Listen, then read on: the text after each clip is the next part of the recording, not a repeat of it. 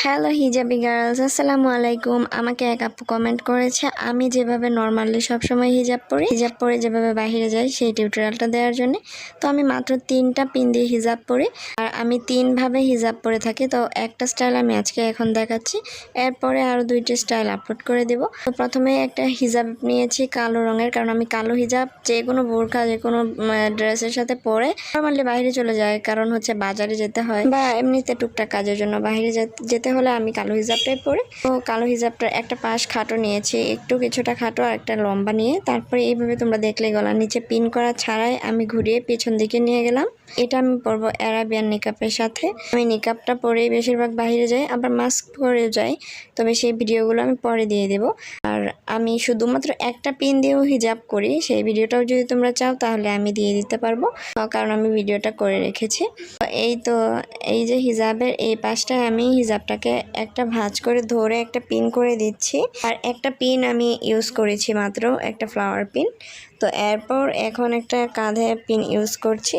আমি কাঁধে কয়েন পিনগুলোই ব্যবহার করি সবসময়, কারণ হিজাবটা ছিঁড়ে যাওয়ার সম্ভাবনা থাকে অন্য সেফটি পিন ব্যবহার করলে।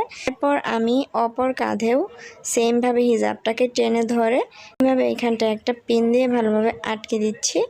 তো এই যে আমার মাত্র 3টা পিন দিয়ে হিজাব স্টাইলটা হয়ে গেল, আবার গলার নিচে পিনও করতে হলো না। এভাবে তোমরা নর্মালি হিজাব পরতে পারবে। আর হচ্ছে সাথে আমি নিকাবটা দিয়ে দেখাচ্ছি। এখন আমি অ্যারাবিয়ান নিকাবটাকে নিয়েছি, এটাকে আমি ভালোভাবে কপালের উপর বসিয়ে নিলাম এবং এটা আমি মাথার পেছনে খোপার উপরে বেঁধে নিচ্ছি।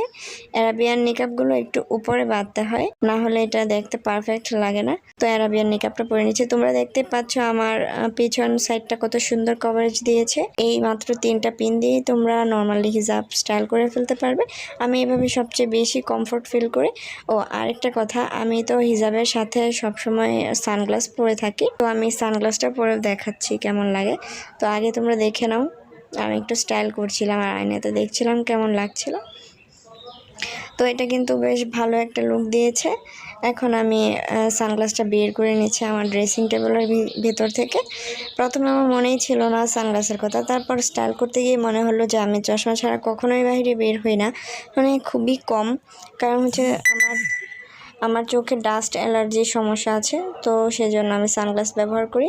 তো আমার সানগ্লাস আপাতত একটাই, আরেকটা ছিল ওটা আমার অনেক পছন্দের ছিল, ওটার একটা পাশ ভেঙে গিয়েছে, তো ওটাকে আমি সারাতে পারিনি এখনও। সারিয়ে তারপর তোমাদের সাথে ওই সানগ্লাসটাও শেয়ার করি। তো এই ছিল আমার আজকের ফাইনাল লুক। তোমাদের কাছে ভালো লাগলে অবশ্যই লাইক, কমেন্ট এবং শেয়ার করে দিও। আর কেমন হিজাব টিউটোরিয়াল চাও আবার কমেন্ট করতে পারো, আমি রিপ্লাই দিয়ে দেবো।